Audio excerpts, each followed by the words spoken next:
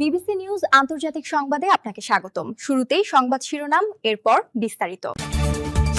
ট্রাম্পের যুদ্ধবিরতি ঘোষণা, নেতানিয়াহু সরকারের মুখে কঠিন চপেটাঘাত। লেবাননে ফরাসি সেনা নিহত, যাদের দায়ী করলেন ম্যাক্রো। লেবাননে শান্তিরক্ষীদের উপর হামলায় ফরাসি সেনা নিহত। নীরবতা ভেঙে কঠিন যে হুঁশিয়ারি দিলেন ইরানের সর্বোচ্চ নেতা। আপনি যদি মুসলিমদের পাশে থাকতে চান তাহলে ভিডিওতে লাইক করে চ্যানেলটি অবশ্যই সাবস্ক্রাইব করে দিবেন এবং কমেন্টে জানিয়ে দিবেন আপনার মূল্যবান মতামত।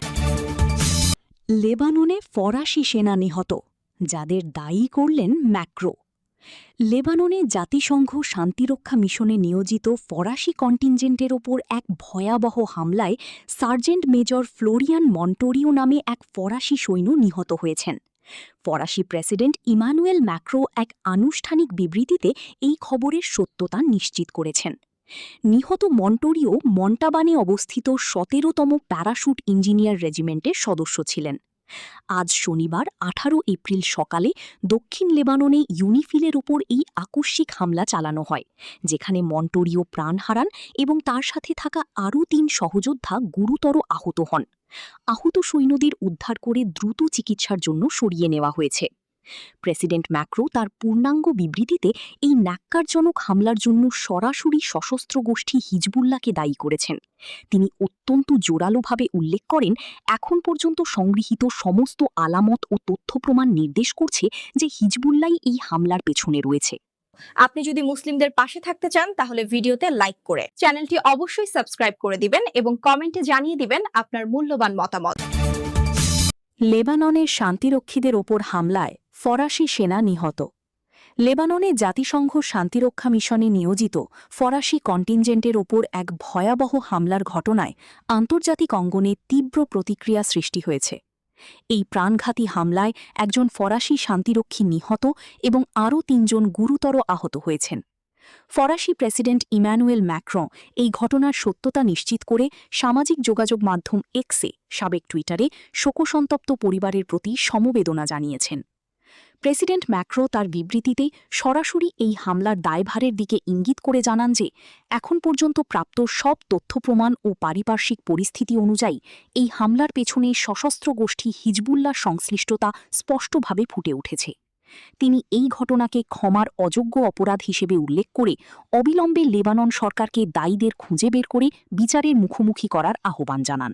আপনি যদি মুসলিমদের পাশে থাকতে চান তাহলে ভিডিওতে লাইক করে চ্যানেলটি অবশ্যই সাবস্ক্রাইব করে দিবেন এবং কমেন্টে জানিয়ে দিবেন আপনার মূল্যবান মতামত। নীরবতা ভেঙে কঠিন যে হুঁশিয়ারি দিলেন ইরানের সর্বোচ্চ নেতা। ইরানের সেনাবাহিনী দিবস উপলক্ষে দেওয়া এক বিশেষ বার্তায় দেশটির সর্বোচ্চ নেতা আয়াতুল্লাহ মুজতবা খামেনি কুফর ও দাম্ভিক শক্তির বিরুদ্ধে প্রতিরোধ অব্যাহত রাখার দৃঢ় অঙ্গীকার ব্যক্ত করেন। সামাজিক মাধ্যম টেলিগ্রামে দেওয়া ওই বার্তায় তিনি বর্তমান সংঘাতকে ইরানের বিপ্লবী ঐতিহ্যের একটি অবিচ্ছেদ্য অংশ হিসাবে চিত্রায়িত করেন। তিনি দাবি করেন, ইরানের সেনাবাহিনী তথাকথিত ২ শত্রুপক্ষ যুক্তরাষ্ট্র ও জায়নবাদী শক্তির দুর্বলতা ও অবমাননা বিশ্ববাসীর সামনে উন্মোচিত করেছে। মুজতবা খামেনি তার বার্তায় ইরানি বাহিনীর সামরিক সক্ষমতার প্রশংসা করে বলেন, সেনাবাহিনীর ড্রোনগুলো আমেরিকান ও জায়নবাদী অপরাধীদের ওপর বজ্রপাতের মতো আঘাত হানছে। সেই সঙ্গে দেশটির নৌবাহিনী শত্রুদের নতুন পরাজয়ের তিক্ত স্বাদ আস্বাদন করাতে সম্পূর্ণ প্রস্তুত রয়েছে বলেও তিনি হুঁশিয়ারি উচ্চারণ করেন। তার মতে ১৯৭৯ সালের ইসলামী বিপ্লবের পর থেকেই এই সেনাবাহিনী জনগণের হৃদয়ের স্পন্দন ও জাতির প্রকৃত সন্তান হিসাবে নিজের যোগ্য স্থান দখল করে নিয়েছে। আপনি যদি মুসলিমদের পাশে থাকতে চান তাহলে ভিডিওতে লাইক করে চ্যানেলটি অবশ্যই সাবস্ক্রাইব করে দিবেন এবং কমেন্টে জানিয়ে দিবেন আপনার মূল্যবান মতামত।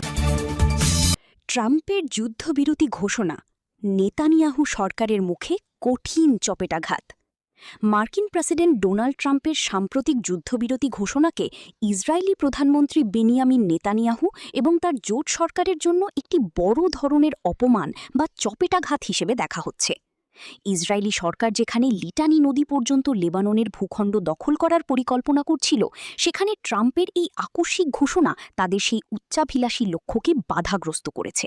বিশেষ করে সামাজিক যোগাযোগ মাধ্যমে ইসরায়েলকে বিমান হামলা বন্ধ করা ট্রাম্পের কড়া নির্দেশ নেতানিয়াহু প্রশাসনের জন্য বড় ধাক্কা হয়ে দাঁড়িয়েছে। ইসরায়েলি সরকার গত কয়েকদিন ধরে অত্যন্ত আত্মবিশ্বাসী ছিল। তারা লেবানন সরকারকে কেবল হিজবুল্লাহকে নিরস্ত্র করতেই চাপ দিচ্ছিল না, বরং হিজবুল্লাহকে সংসদ এবং সরকার থেকে পুরোপুরি বহিষ্কার করার দাবি তুলছিল।